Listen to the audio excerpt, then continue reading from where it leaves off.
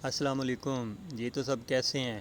Textile hub के platform पे आपको एक दफ़ा फिर खुश आमदीद कहते हैं। इस प्लेटफॉर्म से आपको टेक्सटाइल इंडस्ट्री से मुतल्लिक मुकम्मल डिटेल फ़राहम की जाएंगी और ख़ुसूसन टेक्सटाइल की टेस्टिंग के हवाले से आपको गाइडेंस फ़राहम की जाएंगी।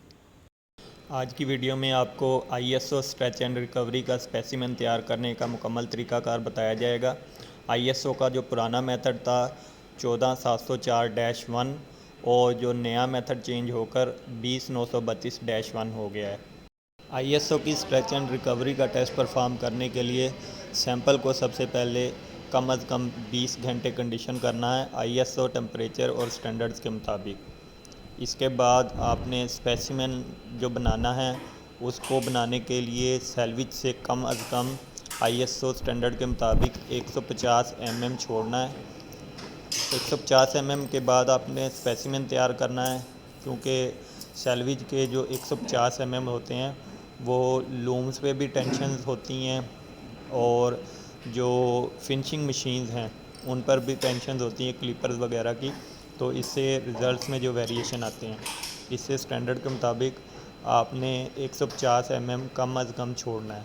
इसके बाद जिस डायरेक्शन में स्ट्रेच होगी उस डायरेक्शन में आपने स्ट्रेच की जो स्ट्रिप्स हैं, पट्टियाँ हैं, काटनी है।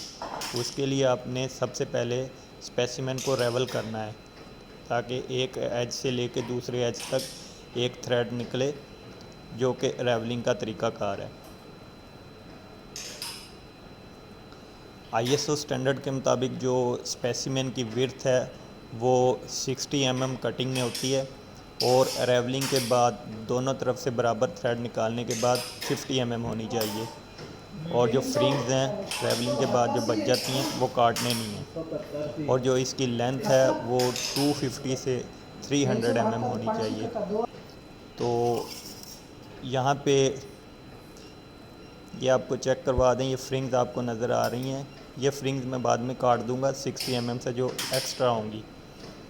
60 mm हमने विड्थ रखी है और जो स्पेसिमेन की लेंथ है वो हम 300 mm ही रख रहे हैं, और आप जो है 250 से 300 mm के दरमियान जो भी आपने लेंथ रखनी है वो रख सकते हैं। ISO स्टैंडर्ड के मुताबिक एक सैंपल के जो टेस्ट परफॉर्म करने होते हैं वो 5 स्पेसिमेन परफॉर्म करने होते हैं। आपने पांचों स्पेसिमेन सेम लेंथ के तैयार करने हैं और एक सैंपल में से डायगनली तैयार करने हैं, ना कि एक दूसरे के ऊपर, ताकि जो विड्थ और लेंथ के थ्रेड्स हैं वो चेंज हो जाएं। ये ISO का रूल है, आपने हमेशा इस रूल को फॉलो करना है। जो भी स्पेसिमेन आपने तैयार करना है वो डायगनली तैयार करना है, ताकि सेम थ्रेड्स वार्प या वेफ्ट के रिपीट ना हो। ये देखिए मैं दूसरा स्पेसिमेन तैयार कर रहा हूँ, इसी तरीके से तीसरा स्पेसिमेन तैयार करेंगे। ये डायगनली स्पेसिमेन कटिंग आपको नज़र आ रही है, इस तरीके से आपने स्पेसिमेन काटने हैं। मैं यहाँ पे सिर्फ 3 स्पेसिमेन तैयार कर रहा हूँ। ISO के स्टैंडर्ड के मुताबिक आपने 5 स्पेसिमेन तैयार करने हैं। अब इनकी हम रेवलिंग करेंगे। दोनों जानिब से सेम थ्रेड निकालने हैं, यानी कि 5 mm एक साइड से और 5 mm दूसरी साइड से। जो रेवलिंग के बाद इसकी जो विड्थ रह जाएगी वो 50 ± 1 mm होनी चाहिए। कॉमन पिन का यूज़ कर रहा हूँ मैं, जो भी सूटेबल तरीक़ाकार हो। आप कॉमन पिन भी यूज़ कर सकते हैं, थंब पिन भी यूज़ कर सकते हैं।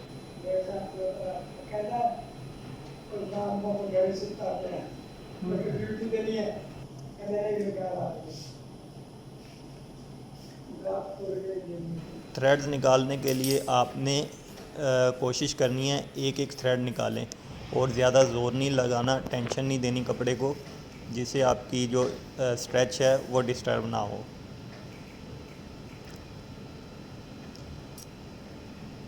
ये 50 mm का स्पेसिमेन तैयार हो गया है रेवलिंग के बाद। स्पेसिमेंस को 4 घंटे आपने रिलैक्स कर लेना है, ताकि जो भी टेंशन क्रिएट हुई हैं या आपने स्पेसिमेन को खींचा है वो उसकी रिलैक्स हालत में आ जाए, ताकि उसकी स्ट्रेच में जो है रिज़ल्ट्स में वेरिएशन ना आए। इसके बाद बेंचमार्क लगाएंगे, बिल्कुल सेंटर में बेंचमार्क लगाना है 100 प्लस माइनस 1 mm का बेंचमार्क होता है। तो ये सेंटर से हमने फोल्ड करके सेंटर मार्क बनाया है। जो बेंचमार्क है वो सेंटर मार्क के हम 50 mm लेफ़्ट साइड पर और 50 mm राइट साइड पर मार्क करेंगे। बेंचमार्क्स लगाने के बाद हम इसको वेरीफाई करेंगे, ये 100 mm होना चाहिए। हाँ, ये आपने ज़रूर याद रखना है कि बेंचमार्क्स को आप अगर अपर टू अपर वेरीफाई कर रहे हैं तो ग्रोथ और रिकवरीज की वैल्यू के लिए भी आपने अपर टू अपर इसकी मार्क रीडिंग लेनी है। और अगर आपने verification lower to lower marking की है तो ग्रोथ और रिकवरी की रीडिंग भी मार्किंग के लोअर टू लोअर पोजीशंस पर लेनी है। आज की वीडियो के मुतालिक कमेंट्स का इंतज़ार रहेगा। मज़ीद ऐसी इन्फॉर्मेटिव वीडियोज़ के लिए टेक्सटाइल हब को सब्सक्राइब कीजिए।